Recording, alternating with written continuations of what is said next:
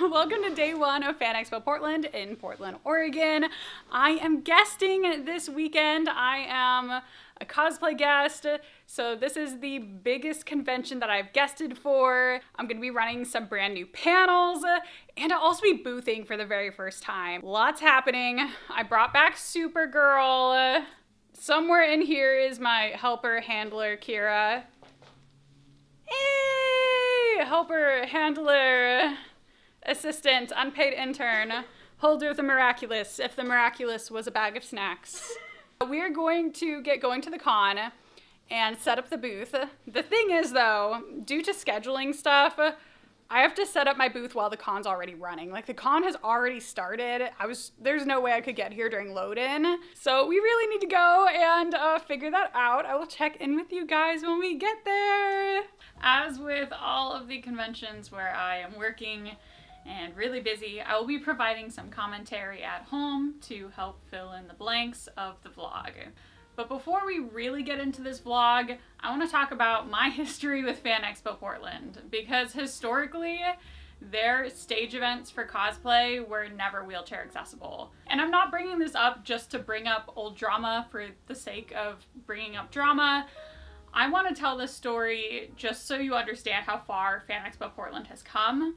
And I'm hoping the takeaway from this video is that even if an event has been inaccessible in the past, that they can still become accessible. It's not too late. It's never too late to make your event accessible. But I'm getting a little bit ahead of myself. This story starts in 2021, leading up to the 2022 year of FanExpo Portland. They did have a cosplay contest that was supposed to happen for their 2022 year. I wanted to enter, and so I just a few months before the con sent an email off and I said, hey, just checking that you have either a wheelchair ramp or lift. I'm a wheelchair user, I'd like to compete. And I didn't think this would be any sort of issue because I knew the Oregon Convention Center had ramps and lifts. I had seen them with my very eyeballs at Con, so I knew the equipment was there. I just needed the con to get with the Oregon Convention Center and request it so that it would be there for the cosplay contest. Well, I got a response from FanExpo saying that instead they would have me compete on the floor and everyone else would compete on the stage. And they promised that the audience would be able to see me, a seated wheelchair user, completely fine on the floor, but everyone else would compete on the stage.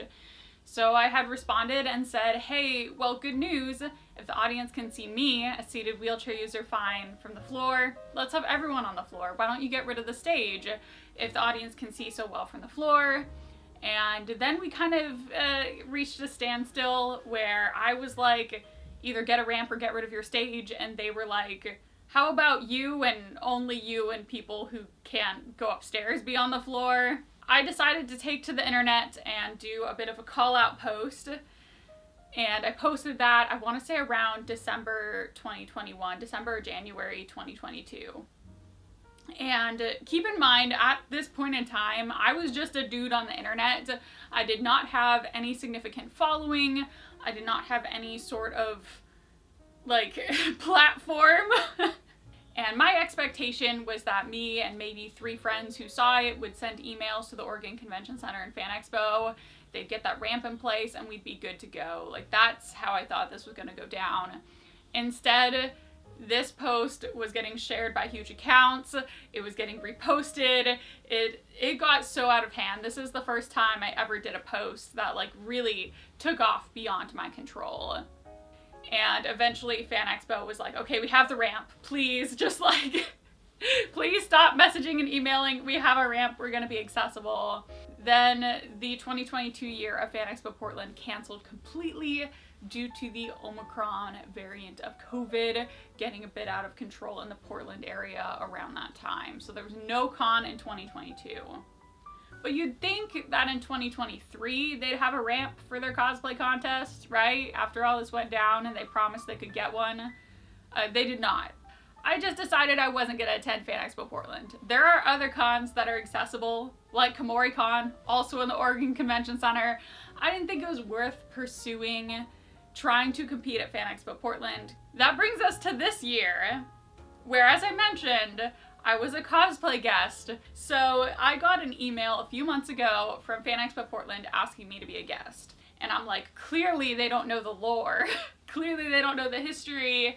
So I did not hesitate to respond in a little email saying, historically, none of your stage events have been wheelchair accessible. I use a wheelchair. Clearly I cannot run panels if they're not wheelchair accessible. I can't judge your cosplay runway if it's not wheelchair accessible. But I did add at the end of my email, if they were willing to make their event accessible, sure, I would come guest.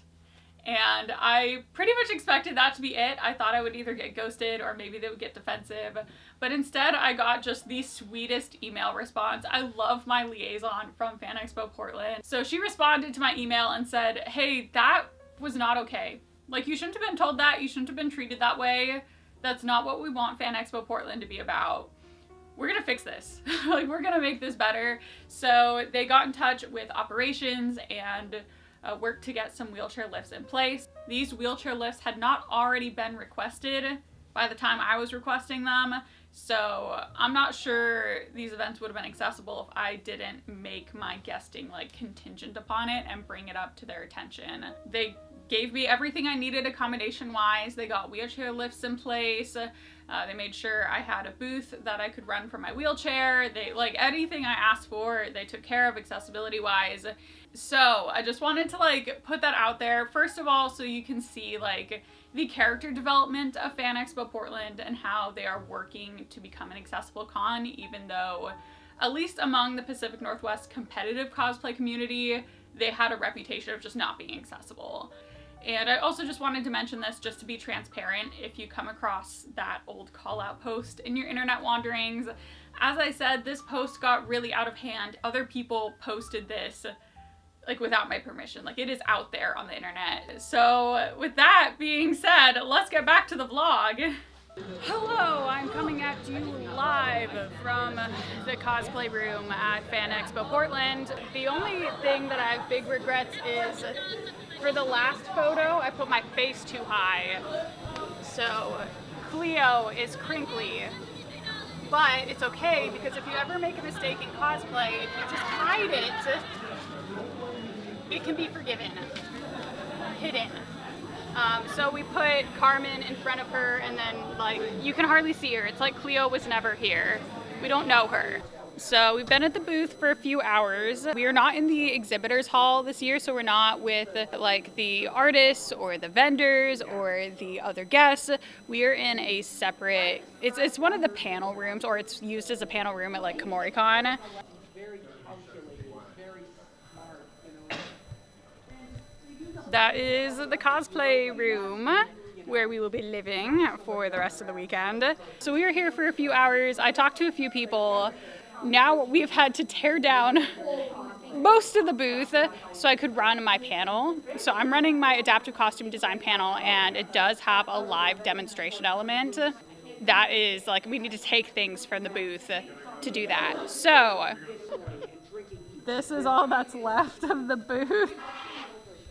We're going to pretty soon go set up for my panel, and I hope people are there. I think I have 2 people who said they were coming now. And me.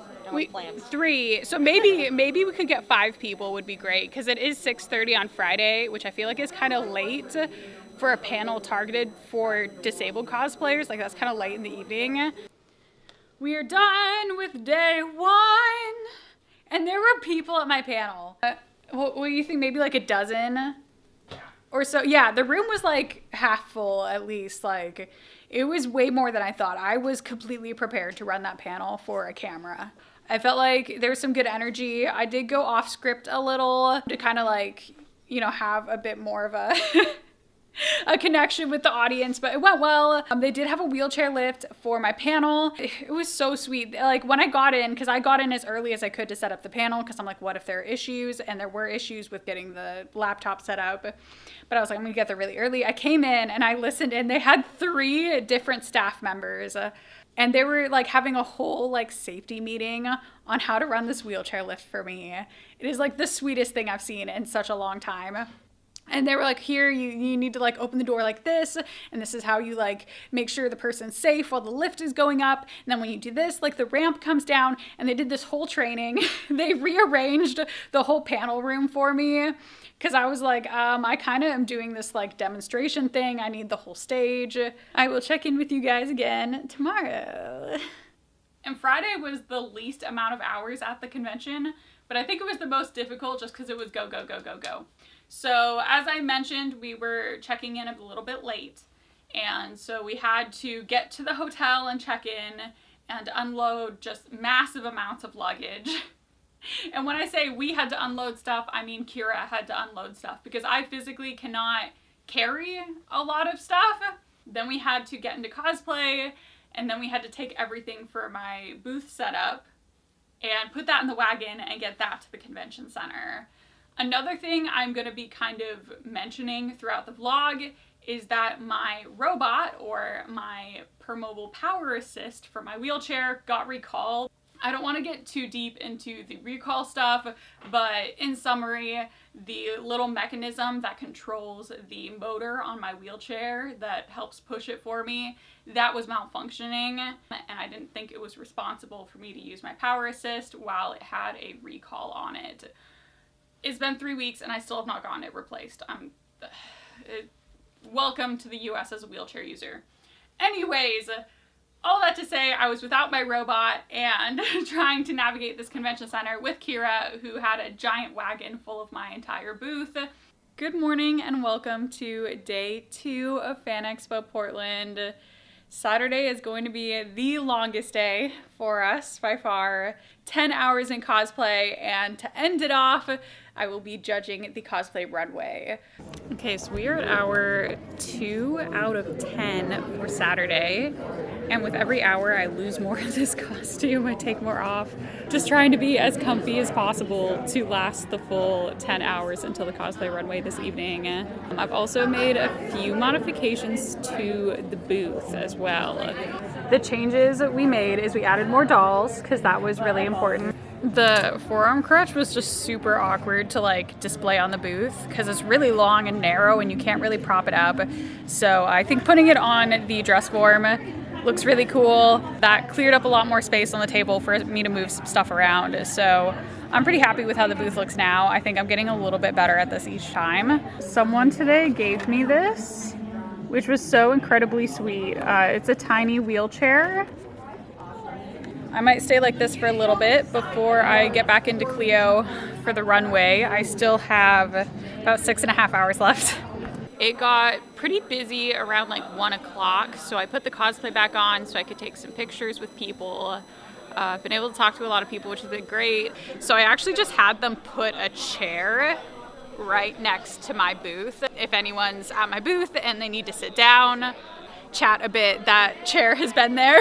The best part of having a booth is people will come to me and I don't have to roll around the con and come to them. Because we're in the panel rooms instead of the exhibitors hall, we do have electricity outlets, so I brought my electric heat pack, and I also like have been spending some time with the heat pack, so that is like another win of being in the panel room. So I sent Kira on a mission into the artist alley to see if there was any art I might like that I could like send money and pick up. So Kira came back with a bunch of business cards from all the artists, with the artists like websites and Instagram handles. So these are all the business cards of booths she think I might want to check out. And I went online for all the business cards. I looked at their portfolios and I've picked out the booths I want to visit in person tomorrow when we have time. It's basically like we have Artist Alley at home. Show them the dolly. I'm working on it. Show them the dolly, Kira. That's the content they want. Yeah, I thought about that too. Wait, she's going for a ride. Side-eyeing the camera. I need you to understand that 2 people at my booth today didn't recognize me. They recognized this doll from the video that's been going crazy this last week. I love that. They came to my booth and they're like, Are you Darlene Doll Play? No, I'm Are we Colleen in the- are we in Cosplay, the but all presence right. of Darlene? Next time they'll be like, we don't want Colleen to be our guest. We want Darlene. We want Darlene. I am following Dolly. Hey! See? I am a real fan. I am a real fan. Okay. Whenever someone says they follow that account, I just apologize immediately. I'm sorry. All right, we are at FanExpo Portland's Cosplay Showcase! Much better, thank you so much. I am Mama Samu, I will be your MC for the evening, and before we get to our fantastically talented and skilled cosplayers to show off, we have our judges. We have the fantastic and wonderful Colleen.cosplay. They are a YouTube goddess, specialized in adaptive costume designs for accessible costumes, and love the creepy doll aesthetic. It's totally not haunted. Totally not haunted. No one named Annabelle, right? Not yet. Yes, okay, fantastic. Thank you, Colleen. All right, well, I'm actually going to let the judges let us know what kinds of things they are going to be looking for on the stages. This is not a craftsmanship competition. We are here for vibes and fun, but I would like to know what each of them is looking for. Like, what's their favorite thing to see in a cosplay? Let's start with Colleen. So I'm looking for confidence, that this costume makes you feel good, and I want to be able to see how happy you are in the costume you're wearing. And since it's a vibes contest, I'm interested to see in how well and how much you embody that character that you were wearing up on this stage. I really love when people's love for their character shows through when they're on stage, so I'm hoping to see some of that as well. I am a diehard theater lover, so I love it when you just embrace the character and you use the stage to its full potential.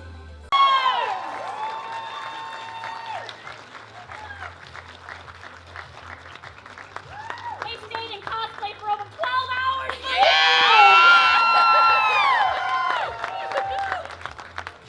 Thank you so much from FanExpo Portland. Good night, everyone. I didn't know about this until about a week before con, but instead of being in the exhibitors hall like the cosplay guests were last year at FanExpo Portland, we were put into this panel room. So it's just this separate room across the lobby, and it has the 4 cosplay guests who were amazing. Definitely go check them out and support them. I loved the other guests. I loved chatting with them. And then we also had the Pacific Northwest Guild of Cosplayers had their repair booth in that room. And then there were some tables and chairs to like rest and relax, a changing room so you could repair your cosplay and everything. So that is where we were located all weekend. If I was a professional cosplayer, which I'm not, if I was a professional cosplayer and I needed followers or brand awareness from this con, this would have been devastating. There's hardly any foot traffic. If I was selling anything at my booth, which I was not, and I needed to make sales to make money, it would have been devastating to be in this room. But as someone who's not a professional cosplayer and was chronically ill, this was actually a blessing. Everything that my comment section had worried about did not apply. It was not applicable. I got a whole lot of comments on my prep videos worried that people would steal my dolls. I also had people worried that my booth display would not be visible over the crowds of people. It was very quiet and there wasn't a lot of foot traffic coming into the room. There were entire 30-minute periods at least, if not entire hours, where not a single person entered this room who was not working there. Which brings us to the event of Saturday, the cosplay runway. I think the cosplay runway ran as best as it possibly could for an unscripted show. Like, if I had not known it was unscripted and noticed like just a few tiny things, I would think it was scripted. It was ran so well. I think a lot of that credit goes to Mama Samu as the MC. Samu is like so talented as an MC. Anything that happened on stage felt so natural. Just the way that they were able to take knowledge of different fandoms and apply it to the person on stage, make them feel comfortable, but also still make it feel like in character. And there was no prejudging, but they let us mingle with the contestants for like 15 minutes beforehand and kind of talk about what they liked about their costume, what they liked about the character. Overall, I think it went really well. And of course, they had the wheelchair lift, and I was not the only one using it. Getting a wheelchair ramp benefits more than just me. Other people, even people who don't use wheelchairs but just have like oversized costumes or other disabilities that make stairs hard, like other people use the wheelchair lift. Welcome to day 3 of FanExpo. It is Sunday. Yesterday was a long day, and we have some stories to tell you. So, I am Colleen's handler for the weekend, and I have a little sticker that says that I am. But security is really tight at this event, and when I'm walking around through security without Colleen, they look at me kind of funny, and they're like, this person's clearly not disabled. I think this person's trying to sneak some stuff in. They tried to send me to the other end of the convention center to get this bag checked, this clutch. And I was like, please, there's only a wallet in it. I will open it right now and you can take a look at it. Don't send me to the other side of the building. But they've never checked me, and I've been bringing heaps of things into the con because I have a whole booth.